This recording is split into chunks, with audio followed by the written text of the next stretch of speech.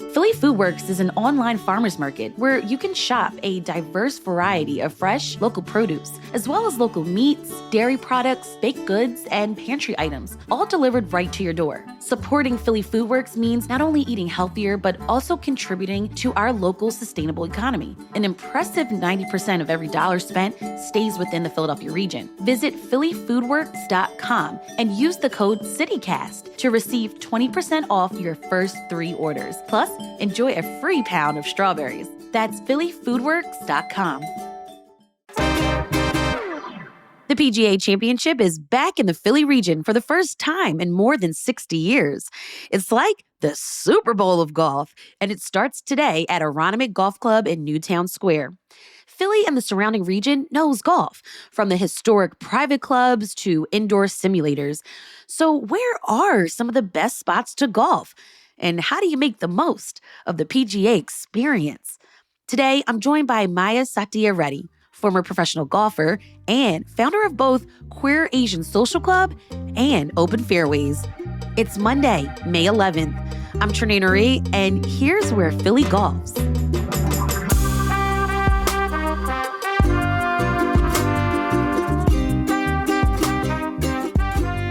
Hey, Maya. Glad to have you on the show. Hi. I can't believe I'm speaking to a professional golfer.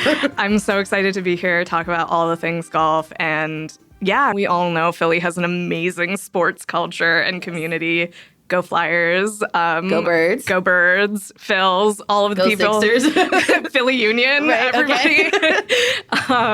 New WNBA team in 2030. Hey, let's go. So it's really cool to kind of like have golf be more a part of this and not just golf. But there's like another country club sport coming into Philly. Women's Tennis Association has a tournament. Yes, the inaugural Philadelphia Tennis Classic is happening on August 23rd through the 29th at Hamlin Tennis Center over at UPenn.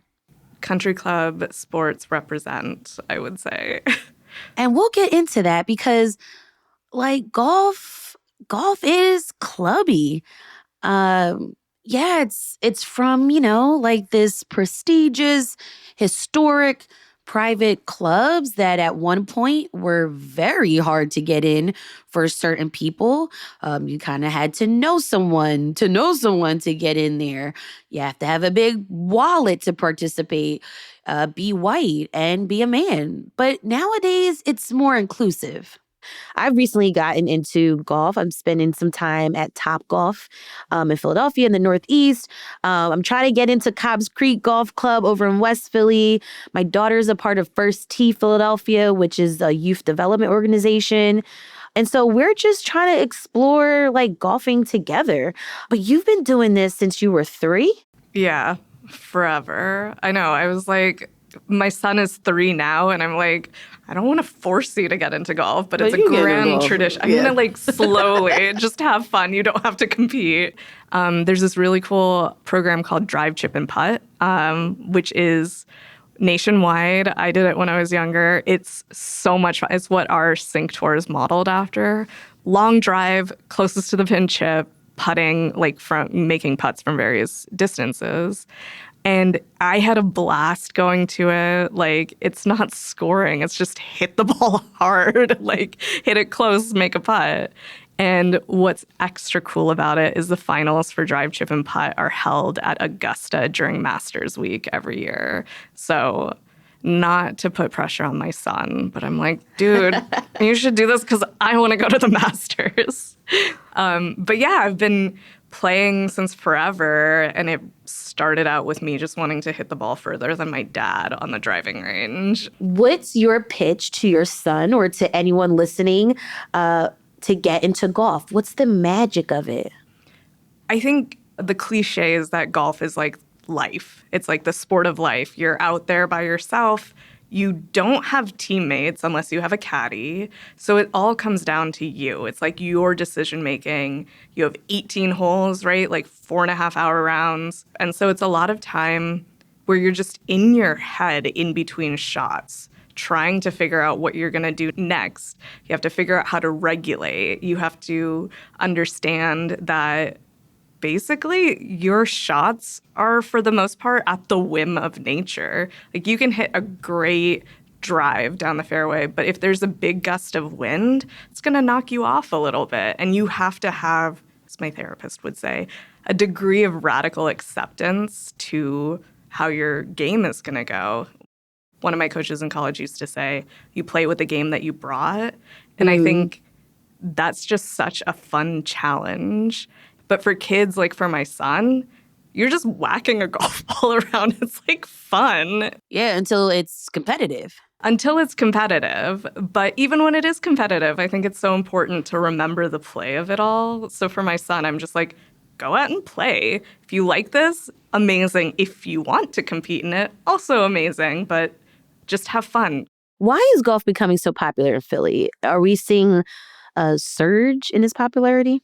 Yeah, I think during the pandemic, it was one of the few sports where you could go out and play because you're out on a golf course, right? You're not in close proximity to the people that you're playing with. So you can still have a social experience. And people love that. And now we're having, like you were mentioning, more and more indoor golf facilities that are much more accessible, and people can go out and play with their friends as well. It's kind of like a bar atmosphere. The simulators have different games on them.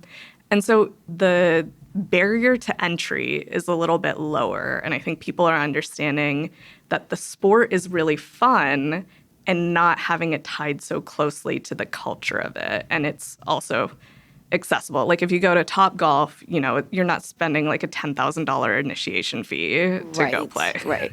What's your favorite golf course in the Philly region? I mean, I love Marion, but like who doesn't love Marion? I've only been able to play it because one of my swing coaches is out there. Otherwise, nobody is able to play it unless you're a Kelsey, obviously. And I think something that I would really love to see change in Philly and the Northeast in general is more public courses that are taken care of. And a lot of that is, like because of the country club culture, right? Like you have the old money that is so rooted, not to go to the Gilded Age, but I'm obsessed with the Gilded Age. You have like this tradition of old money, old wealth, and like exclusivity. And so a lot of the really nice courses are still in that private space and the money is going to take care of those private courses. We don't have as much in the public. Like Walnut Lane is a public course and it's amazing. Cobb's Creek is amazing too, and it's getting money to create this really accessible space. But in general, we don't necessarily have as many public courses that are well kept as I think the golfing community deserves. And, folks just getting into the sport deserve. They get to, go to a cheap course that is also like beautiful and well taken care of. You think that's why maybe there's like more of the like indoor simulators popping up because it's easier to put a projector screen or whatever up on a wall? Yeah, and also, like, you can go throughout the year. Like in Philly, right, we have 5-iron, there's Topgolf. Cobb's Creek now has simulators and, like, overhangs for their driving range. And then Ballers just opened up in Fishtown, which also has great simulators like 5-iron does. And it's just easy, right? Because you can play golf year-round. Yeah, and when you live in a city like Philly, not everybody has a car and the means to get out to a course. Like, I have a car, but I also like to be able to walk Yes. down to just get my reps in. Some golf courses are like destinations. It's a whole thing.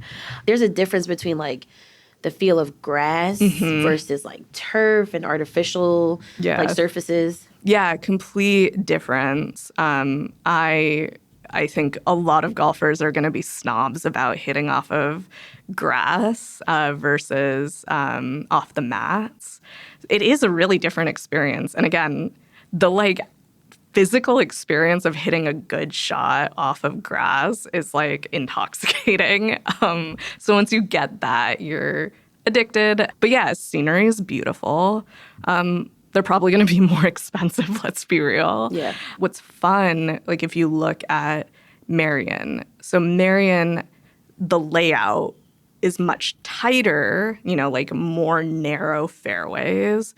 Like the setup is so different. And so from course to course, day to day, hole to hole, it's different. And you got to create something out of that. And every shot doesn't have to be perfect. I think I'm like convincing myself right now that to not be so hard on the fact that I'm not hitting my irons well at the moment. But yeah, it's really exciting because you're the one creating the shots and you get to have that achievement. It's all yours, which is really beautiful. What are some of the essentials I need to have in my golf bag? Because if you go into a pro shop, it can be overwhelming. So I'd say, well, first of all, I think getting used golf clubs is awesome. Like, also very affordable. Golf clubs are insanely expensive. It is. It's dumb. I looked at a brand new set for my daughter. It was like $699, $799, $1,000. I was like, oh, I don't know about this. Yeah, and then kids, we grow out of it. Exactly. Right? So, So it's she's like, gonna get taller. The clubs will change. So yeah. So used clubs are great. It only really matters the technology of golf clubs once you get to kind of like higher levels. Okay. Or if you have a lot of expendable income to be able to play around with those things. Like a golf club isn't going to make or break for the most part how you're playing. So it's just a piece of equipment, right? But yeah, I mean, like, gotta have a putter, have a wedge, have an iron, have your driver. I think those are like the key parts. If you ask folks who do speed golf, that's essentially what they'll have in their bag. Gotcha. What other essentials should I have in my bag? Have a towel, have some fun head covers because who doesn't love whimsy? You'll want some golf balls, obviously. Tees and a ball marker. Ball markers are really fun. A friend of mine has this company called Matchstick Golf where he makes really pretty zany golf markers. I wish I had brought one that he made for us, but like a Gatorade cap and all of this thing. And so they're really fun. I mean, the whimsy is important. We've got more on this story after the break.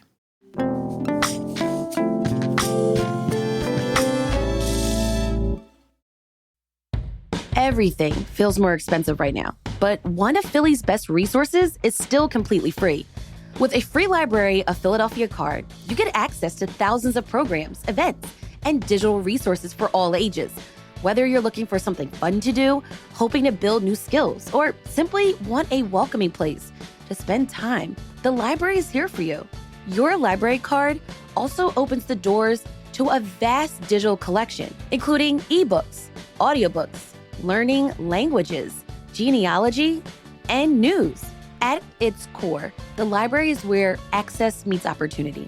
It's a place to explore new interests, gain practical skills, and connect with your community.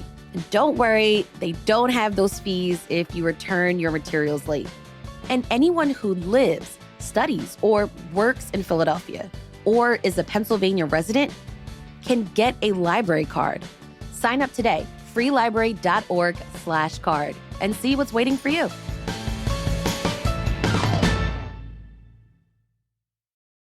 There's definitely a difference between pro golfers and those of us who just do it for fun, and some of us who are, still learning how it all works. But does it feel like it's inclusive? There's one thing of like you're saying that there's actually public spaces, but does it feel like everyone can participate?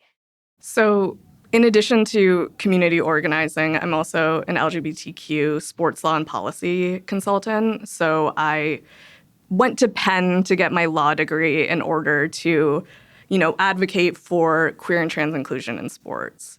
So this is like the question that I'm always thinking about. Sweet spot. So in golf, things are changing, and there is still a level of exclusivity. I think that right now you're seeing a really big kind of explosion of streetwear, like changing fashion on the golf course. which is really cool, right? Like if you're getting away from like the really buttoned up, polo, slacks, always tucked in, like what you're supposed, no jeans on the golf course, then you are creating a more visibly accessible space.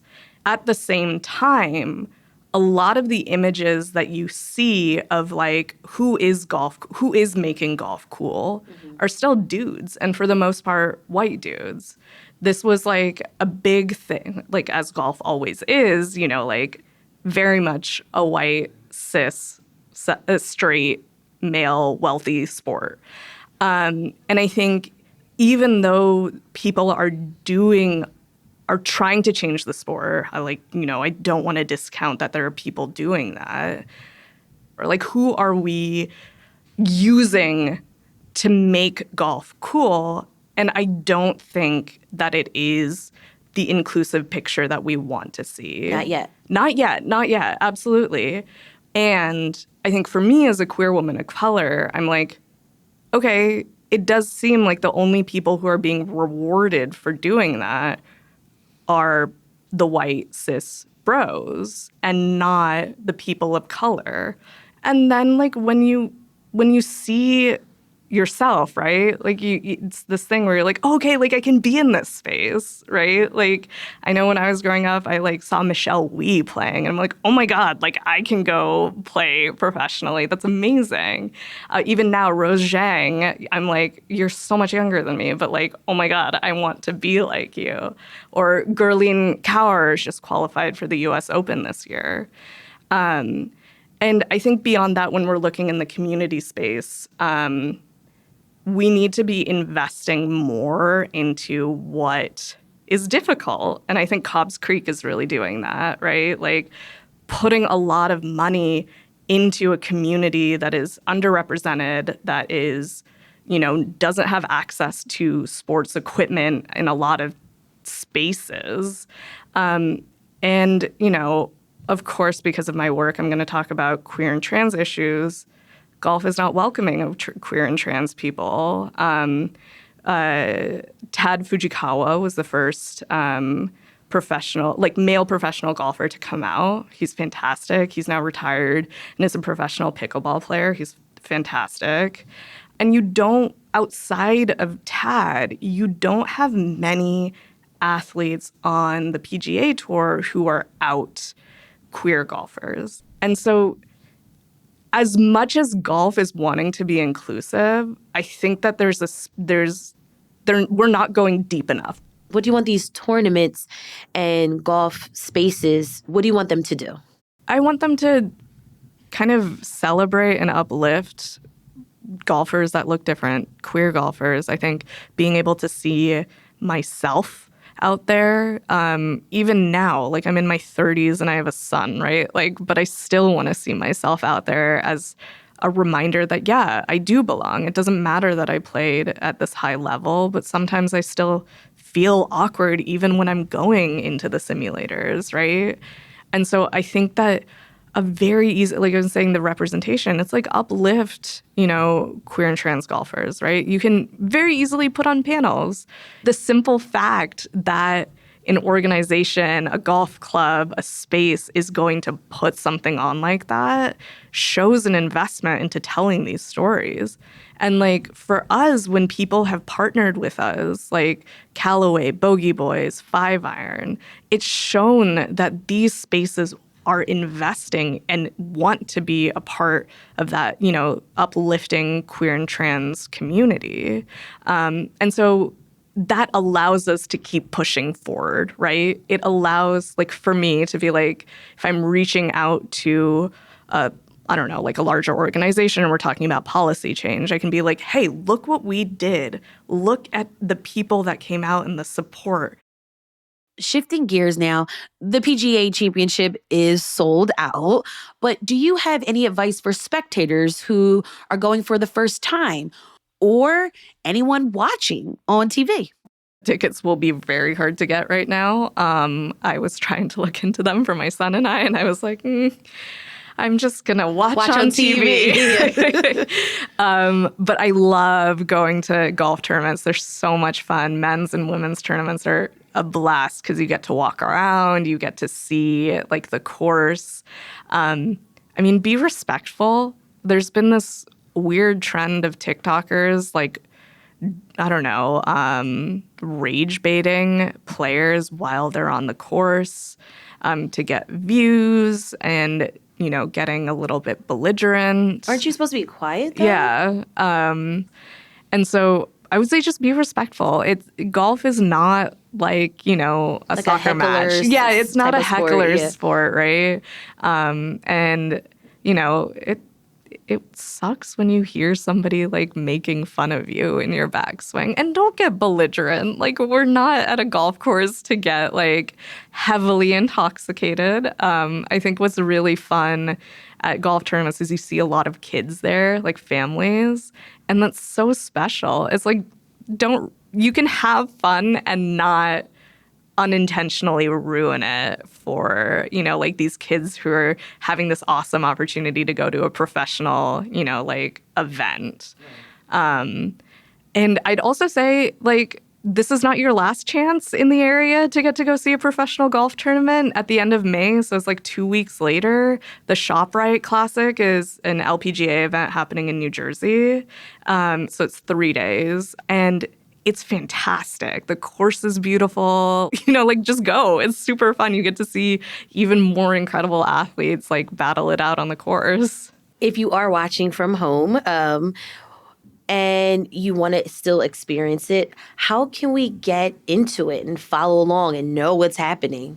I mean, they'll be showing the rounds on TV. Golf is a very long sport, so you'll probably turn it on a Saturday on CBS and you'll still see people going.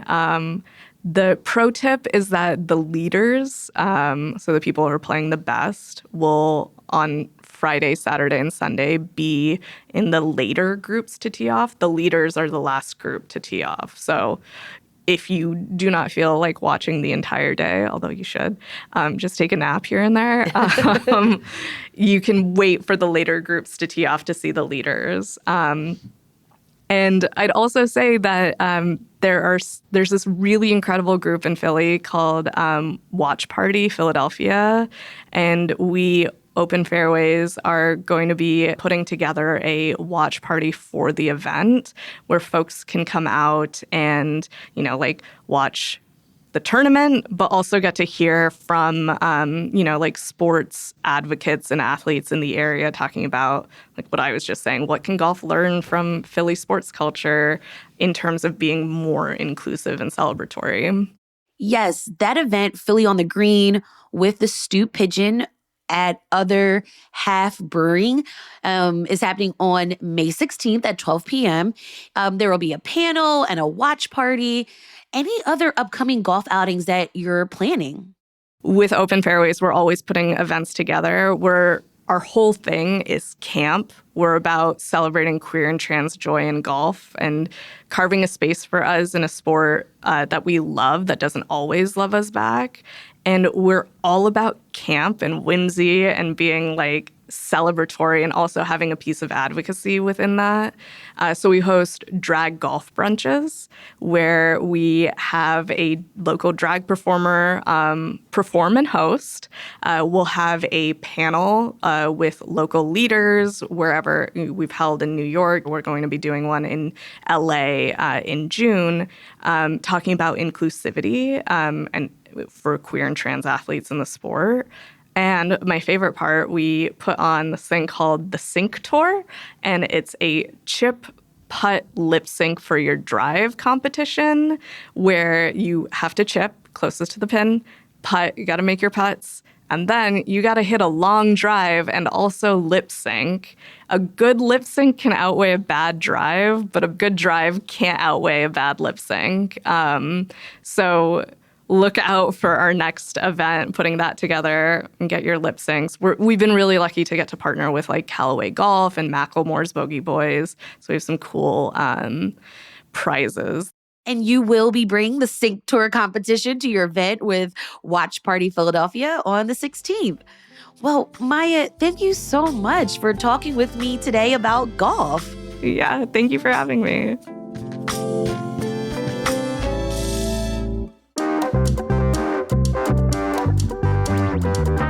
all for today on CityCast Philly. If you enjoyed this episode about some of the basics on how to golf, where to golf in the region, share this with a friend. Also, rate the show, leave us a review, and hit that subscribe button. Be sure to sign up for our morning newsletter to learn more about what else Philly's talking about. And don't forget, you can support the show and get great perks by becoming a CityCast Philly neighbor at membership.citycast.fm. We'll be back tomorrow morning with more news from around the city. Bye.